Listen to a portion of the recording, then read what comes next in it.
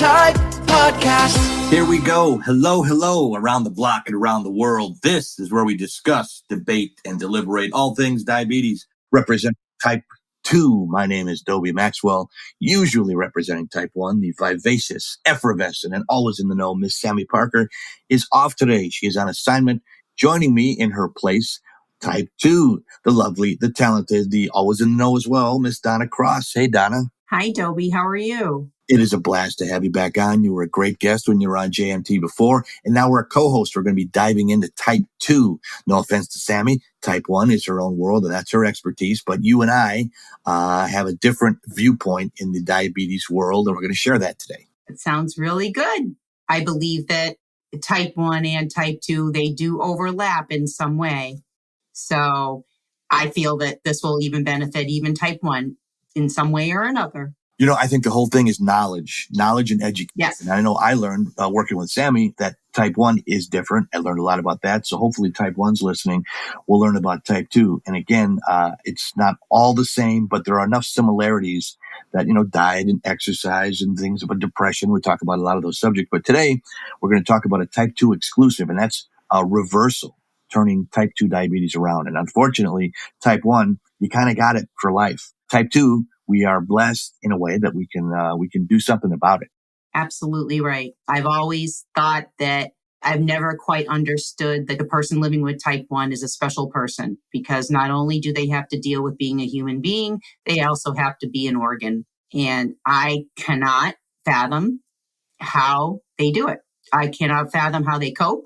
It is a mindset that I'll never experience, and I don't ever want to. And I give them props because they are true warriors. It's amazing. It is amazing. And I think one thing that type 1 and type 2 need is a structure of support, whether that's a family structure. Sometimes that can be difficult, or a structure like a podcast like us. I mean, I don't know what people did before podcasts. Well, it's lonely. We talked to a lot of our guests, and a lot of the people that I meet say, boy, you know, I was the only one in my family that had diabetes. And then, you know, how people treat you.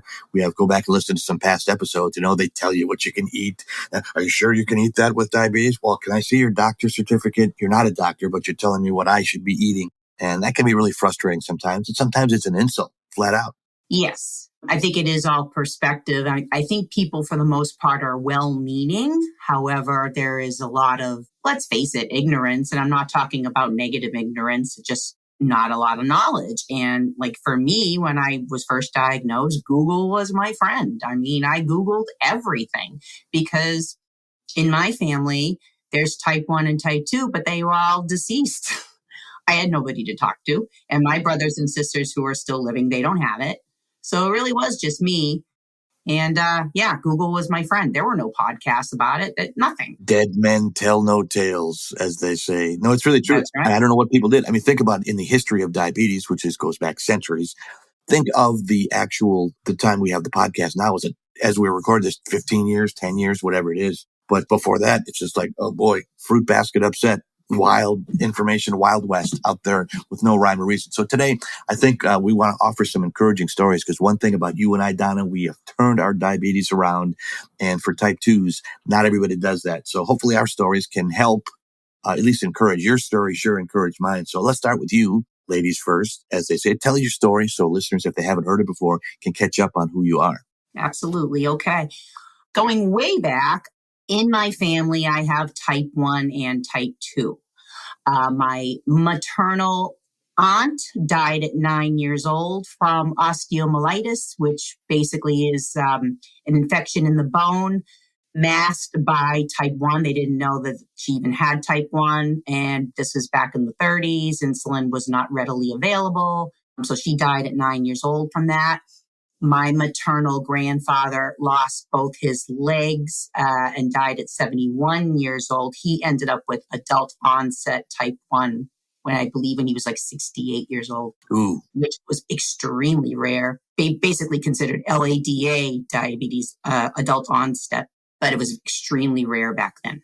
Type 2, the only person I knew who had it was my father, but it was adult onset. He was like well into his 80s. You know, and that's common. But other than that, I did not know of anybody in my family who had type 2. I also had gestational diabetes with both my pregnancies. Okay. So they were high risk.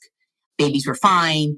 I was, however, put on insulin during my pregnancies. So I do know the stories about having to inject insulin 6 times a day. It's not fun. Let me ask you this, Don. I'm going to interrupt you. What was the feeling that you had when gestationally you heard the word diabetes? It can be a killer. It's a bomb dropped on you. What was your reaction? I was so frightened because now we're going to go back 22 years now. So things have changed now. But back then, the only way that you could really safely take care of it was just to put insulin in. And they wanted me to put it into my stomach. And I'm like, that's absolutely not going to happen. So I had to inject it in my thigh 6 times a day and painful, hungry. I was put on the Atkins diet back then. 0 carbs pretty much on the Atkins diet. 0 carbs. And let's face it, you're growing a body inside of a body. Sure. And the babies, gratefully, were taking the fat that I had stored in my body and using it to grow. So my first pregnancy, I lost 30 pounds. The baby took it all. Wow. The second pregnancy, I only gained 4. So again, babies were healthy. They did what they were supposed to do. But my pregnancy was excruciatingly painful, hungry constantly, and selfishly, you have your baby showers. You can't eat your sweet. You can't eat your cake. You can't do this. That's selfish. But it still kind of affects you mentally. Like, really? Why are all these women glowing? They have these great pregnancies. They gain anything they want. They eat anything they want. And then there's me. What the heck did I do? Why is this happening to me? And then you start the victim mentality. So it was painful and depressing and all that stuff. So I did not enjoy my pregnancies. And to kick it off even more, I wanted a 3rd child. And the doctor says absolutely not. Because if you have your 3rd child, the diabetes is going to stay with you. In gestational, what happens is when you deliver the placenta, 90% of the time or whatever, the diabetes goes away because that's where it is. It's the placenta can't utilize sugars. It's really that fault. The placenta's fault. But every time you get pregnant, you get more and more of a chance you're going to keep the type 2 or, eventually. And then so they said you cannot have a 3rd child, which destroyed me. Then it's like, my fault. Now I can't even have a 3rd kid. So it was not a good time. For sure, it's not your fault. But let me ask you this. Now, did you deal with an endocrinologist during this time, or was it just your general practitioner, your doctor? Yes, I had to have an endocrinologist. Yes. And along with the OBGYN and along with the nutritionist. So I had a big care team. But sometimes in that situation, not everybody's on the same page. And that could be, again, I'm not a woman. I was never pregnant, but I just, from the stories that I've heard, it's like, okay, you have to deal with all these things. Diabetes is hard enough. Pregnancy is hard enough. Endocrinologist is hard enough. So all 3 of them together and with everything else, it's like, that's gotta be overwhelming. It was extremely overwhelming. I guess you'd have to say, as far as the rest of my history goes, I have been blessed by very smart and kind doctors who thought out of the box. And these people, I remember, were kind like you'd never believe, and they helped me. And yes, I was overwhelmed, but they helped. So I was very lucky, let's put it that way. How was your family through this whole ride? Were they supportive? Did they just basically leave you alone? Sometimes that can be a thing too. Leave you alone, you feel just like you're drifting with no encouragement, no rudder. Well, my husband was great. But I think back then, my family, my immediate family was not in the picture. They didn't even know I was pregnant. So okay, they were out of the picture. It was really more my husband's family. And back then they were still giving out the lavish parties and the this and the that. And they didn't get it. However, I didn't really talk about it much. I kept it to myself. So it's really kind of no fault on their end. I wasn't very vocal about it. I remember having a party for my first child. And I remember there were cookies there and I had one cookie. And then I was like, oh my God, I'm just killing my baby. I just had a cookie. Oh my God. And I had to go went and checked. And then I was low. I was like in the 60s. I'm like, well, yeah. It was very stressful, but I didn't tell anybody. The Diabetes App is an online community platform that was created to help people living with diabetes find support and information in one spot. And on the Diabetes app, you can join groups and connect with other people all over the world who are also living with diabetes. I mean, for me, whenever I have a bad day, I find myself scrolling through the mental wellness group just to reassure myself that I'm not alone. The Diabetes app has a resource section where you can find articles, recipes, tips, and tricks for managing your diabetes. Download the Diabetes app today and connect with us right on the app. Okay, so let's move ahead. So you had your babies and they're healthy now, correct? Yes. All is good? All is good. Yep. Thank God. They're not diabetic? They're not diabetic. No. Beautiful. Now you got type 2 dropped on you. That's another great story too. How'd you have that happen? Okay. So I was diagnosed in April 4th, 2018. However, in 2017, I started experiencing the classic symptoms.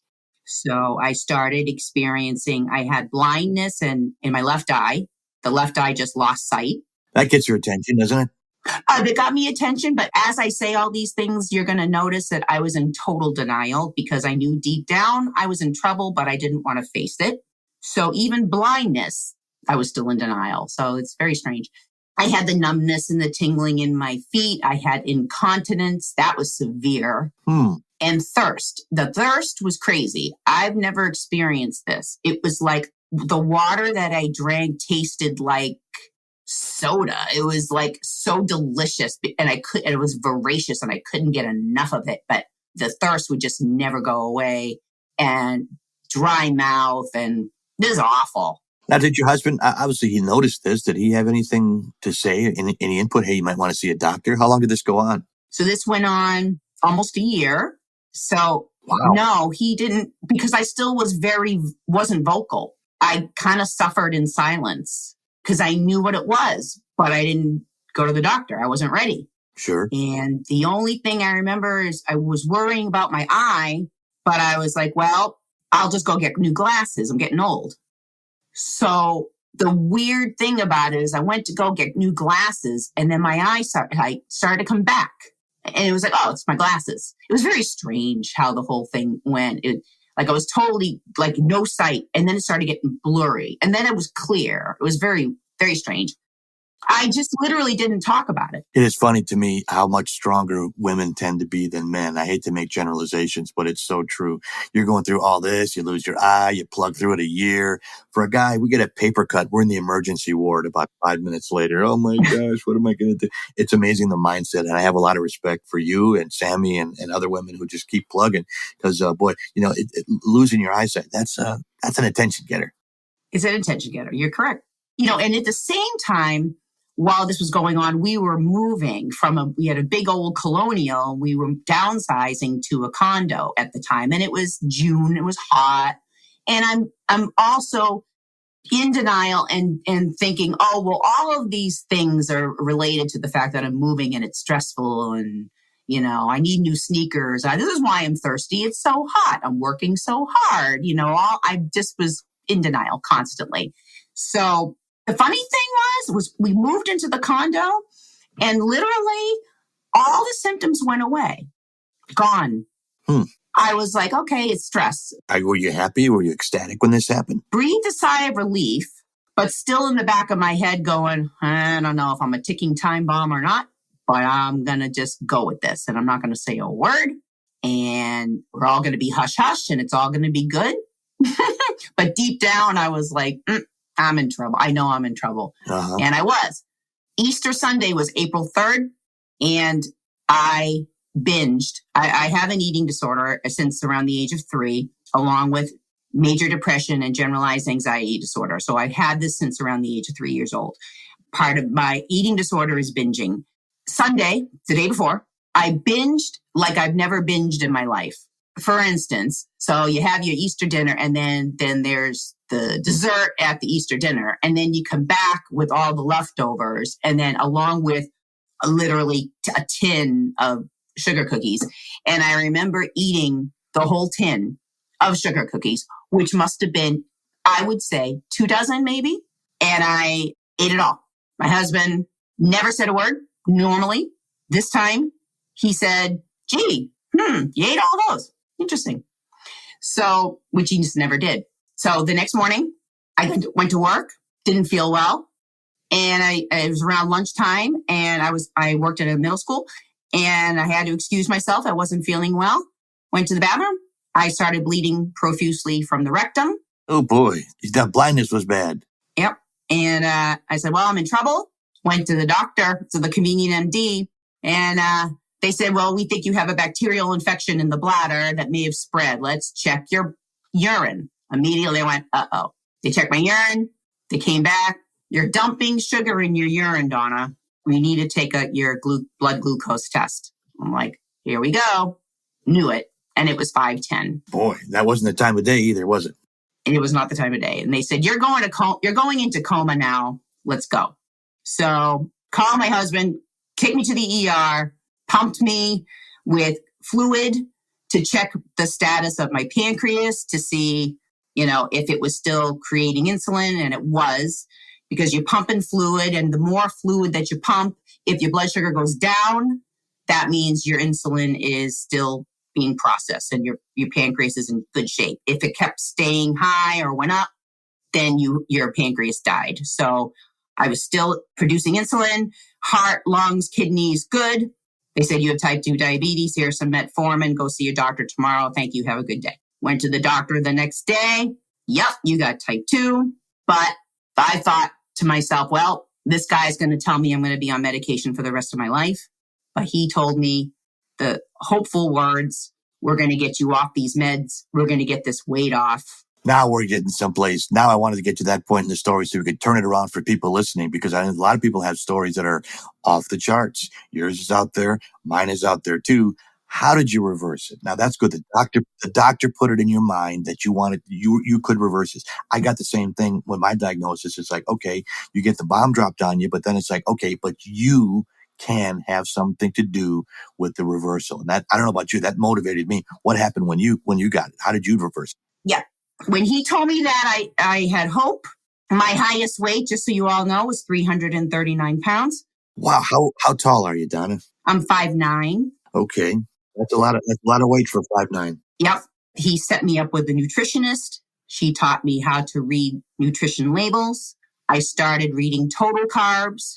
I tested 5 times a day, fasting after each meal and bedtime. Through testing, I was able to figure out patterns. I figured out that grain of any sort was toxic to my body. I couldn't handle it anymore.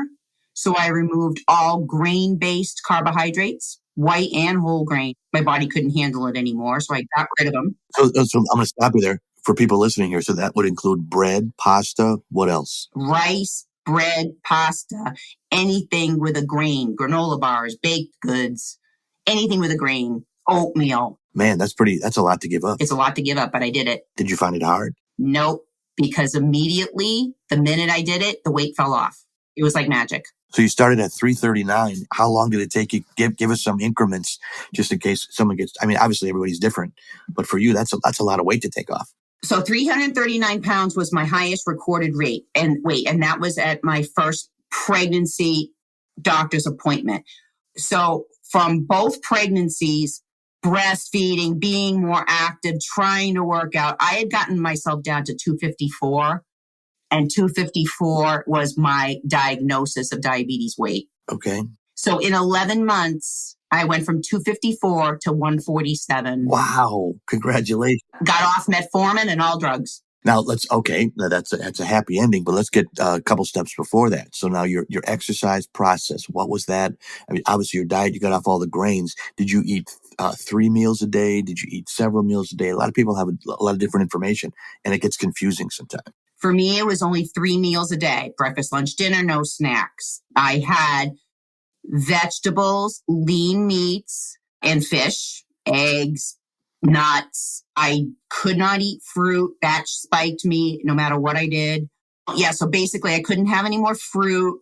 Grain was gone. Processed foods, anything processed sugars gone. So lean meats, lean fish, vegetables, eggs, nuts, cheese, Greek yogurt, all those things, basically just whole foods. Do you get sick of these things? Because if your diet's limited, obviously, variety is the spice of life. And if you're not getting it, that can be tough.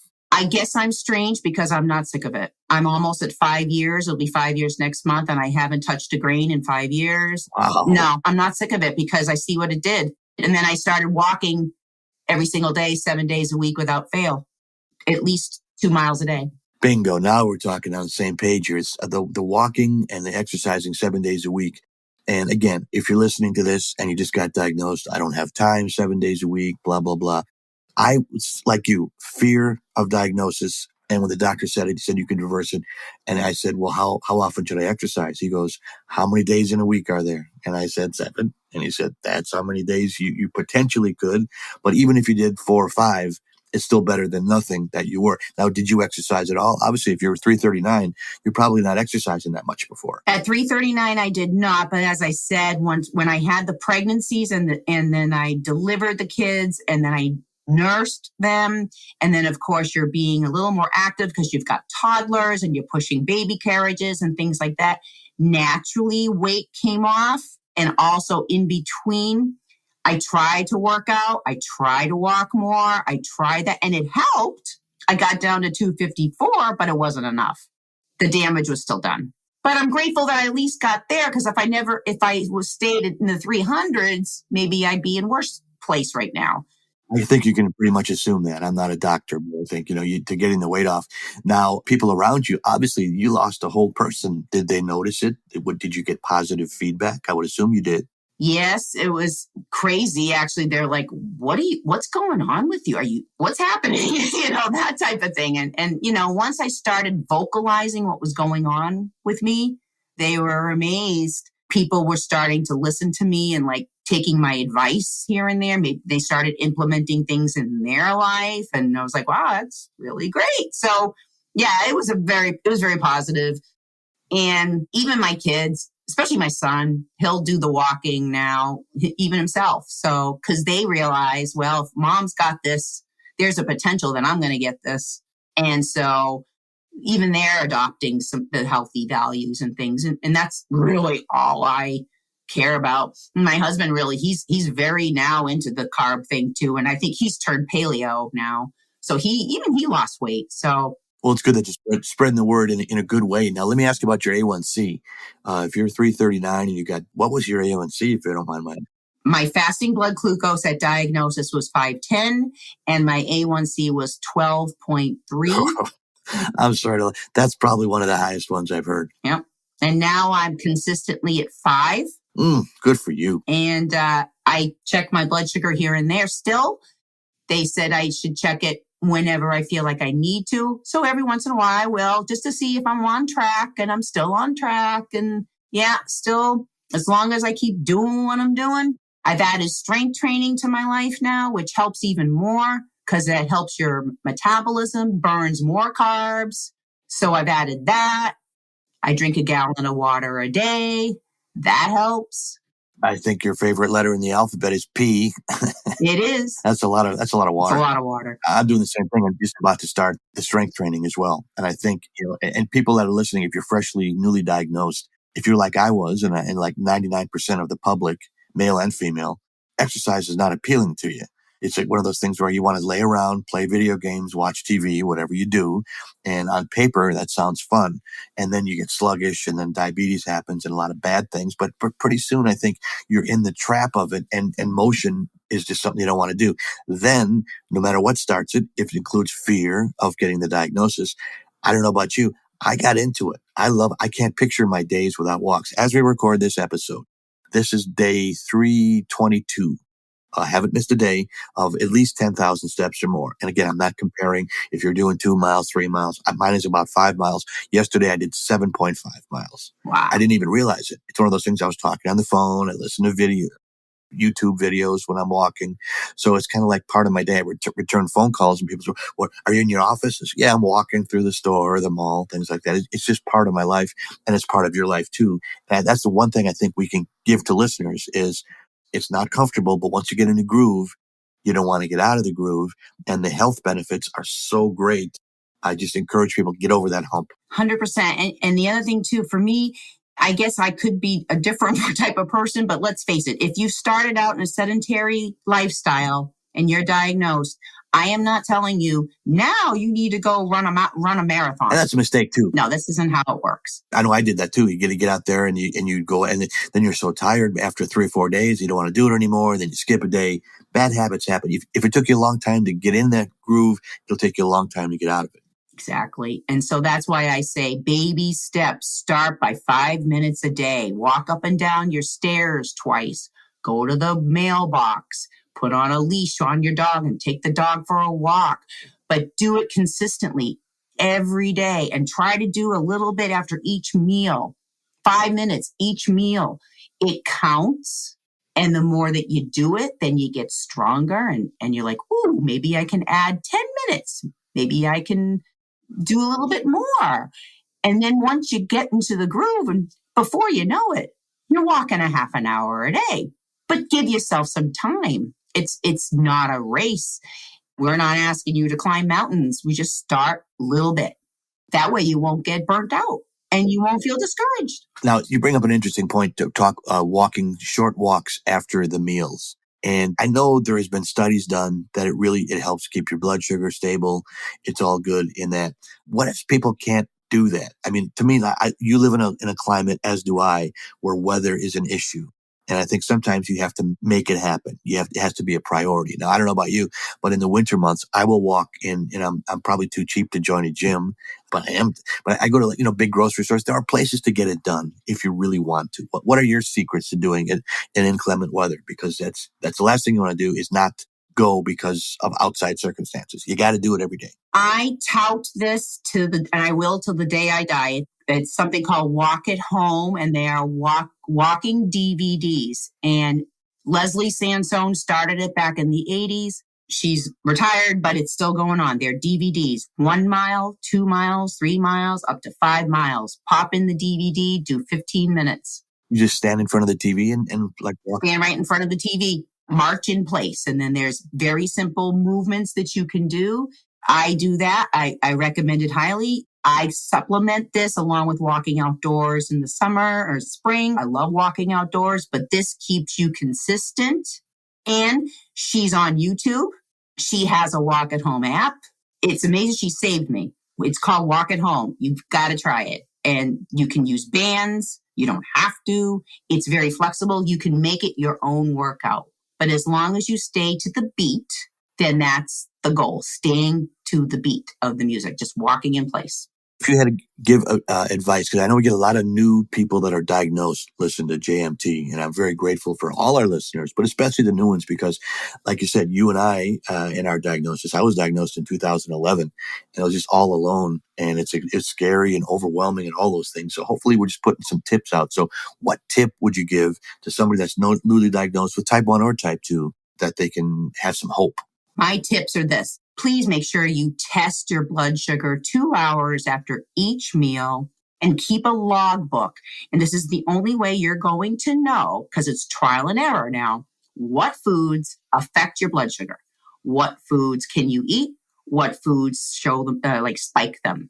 This is the only way you're going to know. Every diabetic is different. So some can have grain, some cannot. It all depends on your body's way of using the nutrients and the resistance. It's insulin resistance. So we're trying to get the cells to clear to get the glucose in. So we're trying to find foods that will allow the glucose to get in for energy. So the seed oils, the white grains, the processed stuff, that's the stuff that causes insulin resistance. So please test. Also, I'm telling you, drink half your weight in water. If you weigh 150 pounds, drink 75 ounces. So you should slosh when you walk, pretty much. Yeah, you really do, because it's true. Hydration will slide glucose into cells. It breaks up the insulin. So try to get that water in you and move after each meal. Shake your booty, as Casey in the Sunshine Band. Those are the only tips I can give you. Donna, those are great tips. Test, water, and workout. Donna Cross is our guest. Thanks. The time flies by, as it always does. And we love Sammy. We appreciate her. She'll be back soon. But right now, this is a type 2 episode. So tell your friends that are type 2s. If you are a type 1, hopefully you learned something. And we wish you all the best in your journey as well. Donna, how can people get a hold of you? I have a little link tree. It's Linktree/remote Reiki with Donna Cross, and then it has kind of all my information, my phone number, my email, all of that stuff. But I also am a Reiki practitioner, and I specifically help people with diabetes with Reiki. And it's a supplemental holistic therapy that works with conventional medicine to get you relaxed, alleviates pain, allows you to cope with diabetes burnout. It's a wonderful therapy. So it's a Linktree/remote Reiki with Donna Cross. I'm going to give you a double, triple thumbs up. If I had 3 thumbs, I give it. I took Donna's Reiki sessions and they were absolutely fantastic. Donna is passionate about what she does. She's a wonderful person. I'm so delighted that we got a chance to have you back on again. Go back and listen to Donna's other episode on JMT in the past episodes. And Donna, hopefully we'll have you on again. Reiki is a whole other episode in itself, among other things. You're a great person and you're out there slugging. We really appreciate you. You're an inspiration to me and I know our listeners too. Thanks for being with us. Thank you so much for having me. We'll have you again. Sammy is on assignment. She'll be back soon. JMT, JustMyTypePodcast.com to get it all done. My name is Dobie Maxwell, closing out this episode. Thank you for listening. We will talk at you again soon. This is the Just My Type